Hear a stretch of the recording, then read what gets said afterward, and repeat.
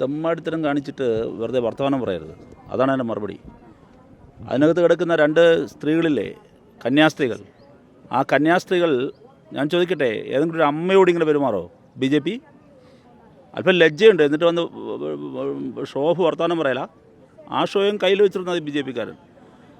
എന്താ സംഭവം? എന്താ നമ്മുടെ നാട്ടിൽ ഈ തിരുവസ്ത്രം ധരിച്ച ഒരാൾ ബസ്സിൽ കയറിയാൽ ഏതൊരാളാവട്ടെ എഴുന്നേറ്റ് മാറിക്കൊടുക്കും, ആ കസേര കൊടുക്കും, ആ സീറ്റ് കൊടുക്കും, നമ്മൾ ബഹുമാനിക്കും.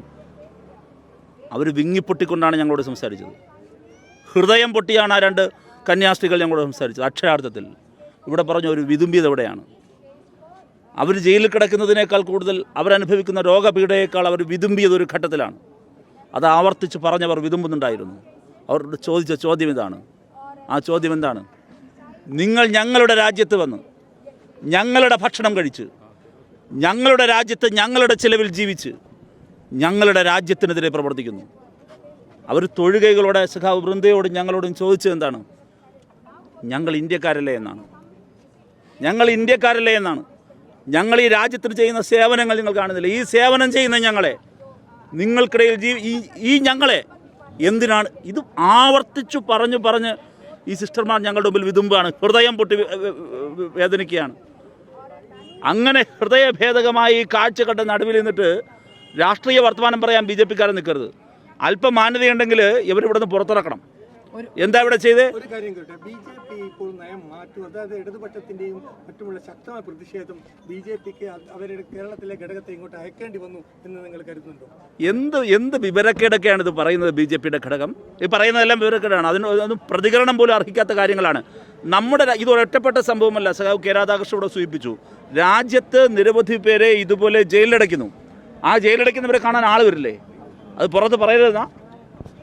അതൊക്കെ അനാവശ്യമായി പറയുന്ന കാര്യമാണ്. അതായത് ഈ മാധ്യമങ്ങളും അല്ലെങ്കിൽ നേതാക്കന്മാർക്ക് ഇവിടെ നിന്ന് പോകും, പക്ഷേ ഇവിടെ സമാന്തര പെട്രോളിംഗ് നടത്തി, സമാന്തരമായിട്ട് അന്വേഷണം നടത്തി ആളുകളെ വിചാരണ ചെയ്യുന്ന ഒരു ഘട്ടം പോലും ചില ബജരംഗ പ്രവർത്തകർ, നേതാക്കൾ നടത്തുന്നു എന്നുള്ളതാണ് ഇവിടെയുള്ള ചില പാസ്റ്റർമാരടക്കം പറഞ്ഞുകൊണ്ടിരിക്കുന്നത്. ഇതൊരു ഒറ്റപ്പെട്ട സംഭവമല്ല, ഇത് നിരന്തരം നടക്കുന്നതാണ്. ഇത് മാത്രം മാധ്യമ ശ്രദ്ധയിൽ വന്നു.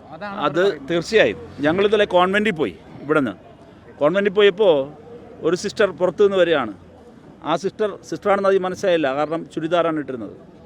അകത്ത് പോയി വസ്ത്രം മാറി തിരിച്ചു വന്ന സന്ദർഭത്തിൽ ഞങ്ങൾ വീണ്ടും സംസാരിക്കുന്നുണ്ടെങ്കിൽ പറഞ്ഞു, തിരുവസ്ത്രം ധരിച്ച് പുറത്തിറങ്ങുന്നതിന് പോലും ഭയമാണ്. ഒരു ചാനലിന് ബൈറ്റും കൊടുത്തിട്ടുണ്ട് അവർ. തിരുവസ്ത്രം ധരിച്ചു പുറത്തിറങ്ങാൻ ഭയമാണ്. ഇതാണ് താങ്കൾ ചോദിച്ചതിന് ഉത്തരം. ഉറക്കെ ഒന്ന്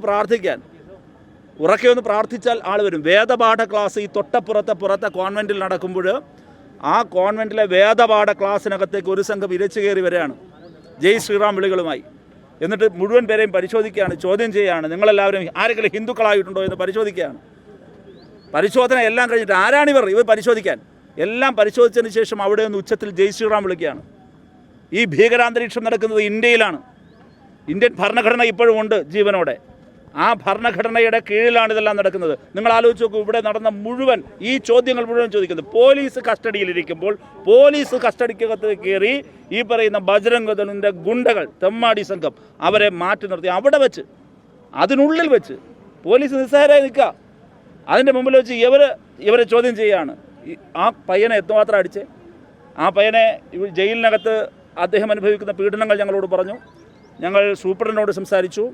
ആ 19 വയസ്സുകാരനായ ആദിവാസി യുവാവിനെ ഇപ്പോൾ തന്നെ പ്രത്യേകം ഒരു സെല്ലിലേക്ക് അദ്ദേഹത്തിൻ്റെ കംഫർട്ടബിൾ അനുസരിച്ച് മാറ്റാമെന്ന് ഇപ്പോൾ സൂപ്രണ്ട് ഞങ്ങൾക്ക് ഉറപ്പ് നൽകിയിട്ടുണ്ട്. അത് 2 കന്യാസ്ത്രീകൾക്കും അവർ ആർത്രൈറ്റിസ് എല്ലാം നേരിടുന്നുണ്ട്, ഒരുപാട് രോഗപീഠകളുണ്ട്. അവർക്ക് അടിയന്തരമായി ബെഡ് കൊടുക്കണമെന്ന് ഞങ്ങൾ ആവശ്യപ്പെട്ടു. അതും അവർ ചെയ്യാമെന്നിപ്പോൾ ഞങ്ങളോട് തത്വത്തിൽ സമ്മതിച്ചിട്ടുണ്ട്.